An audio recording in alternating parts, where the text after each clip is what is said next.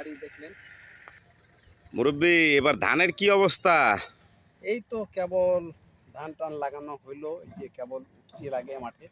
এখন এই যে সামনে দেখেন, এই যে ধানের অবস্থা কেবল লাগতেছে ধান।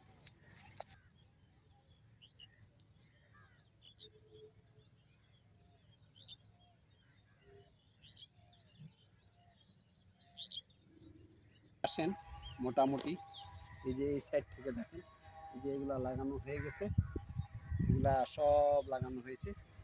এখন এগুলাতে পানি টানি ঠিক মতো দিতে পারলে, নদীতে পানি থাকলেই ভালো, তবে নদীটা আবার শুকিয়ে যায়, তো তখন একটু পানি দিতে কষ্ট হয়, বোরিং করতে হয়। তবে যাক, এখন পর্যন্ত আছে নদীতে পানি, এই পানি দিয়ে এই চাষাবাদ হয়, এই চাষাবাদ করতেছি আপাতত। না, এই কারণে তো সরকার বড় উদ্যোগ নিছে এবার আপনার তিস্তা তিস্তা সেচ পানির। তবে এবার তিস্তার সেচ পানির ইয়েটা হইলে আপনাদের মোটামুটি ভালো হবে, পানি থাকবে নদীতে সবসময়। হ্যাঁ, তিস্তার পানি যদি বন্টন ঠিক মতো পাই, আমরা আশা করি যদি সরকার উদ্যোগে যদি আমরা বাংলাদেশের লোকজন এই তিস্তার পানির যদি বন্টনটা ঠিক মতো পাই, আমাদের আশা করি আমাদের অঞ্চলে চাষবাস করার পানির অভাব হবে না, যথেষ্ট পানি আমরা পাবো। আর এই যথেষ্ট পানি পেলেই আমাদের ফসলাদি আরও ভালো করতে পারবো আমরা, এটাই আমরা আশা করি। ধন্যবাদ মুরব্বী আপনাকে, আপনার মূল্যবান সময় দেওয়ার জন্য। আশা করি আপনার এই গ্রাম সম্বন্ধে আপনার অনেকটি নলেজ, অনেক ধারণা।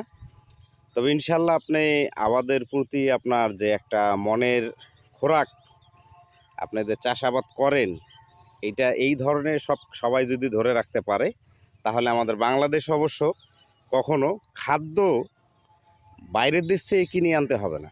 আশা করি যে আমরা চেষ্টা করে যাচ্ছি, আমাদের এই চেষ্টা যদি বিফল না হয়, আপনারাও যদি আমাদের দিকে এভাবে একটু দেখা সাক্ষাৎ করেন বা সাক্ষাতে যদি আসেন, হয়তো আরও বিস্তারিত অনেক কিছু দেখাতে পারবো। গ্রামের দৃশ্য অনেক হয়, অনেক রকমের হয়, ফল ফলাদিও হয়। এখন তো ফলের সিজন না, ফলের সময় আসলে হয়তো আরও ভালো পাইতেন।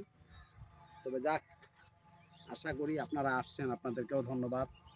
তবে যাক, এই চ্যানেলটি আপনারা অনবরত সবসময় চালু রাখবেন। এই গ্রামের আমার এই চ্যানেলটি যদি আপনারা সাবস্ক্রাইব করেন বা আমার এই চ্যানেলটাকে যদি আপনারা লাইক ট্যাগ দিয়ে আমাকে এগ্রি করে দেন, এরকম বিভিন্ন জায়গার বিভিন্ন ফসলাদির ছবি আমি আপনাদেরকে হামেশাই সব সময় দেখাইতে পারবো।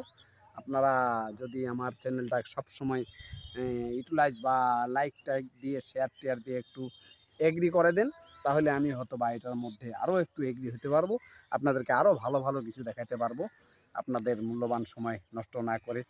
আসসালামু আলাইকুম ওয়া রাহমাতুল্লাহি ওয়া বারাকাতুহু।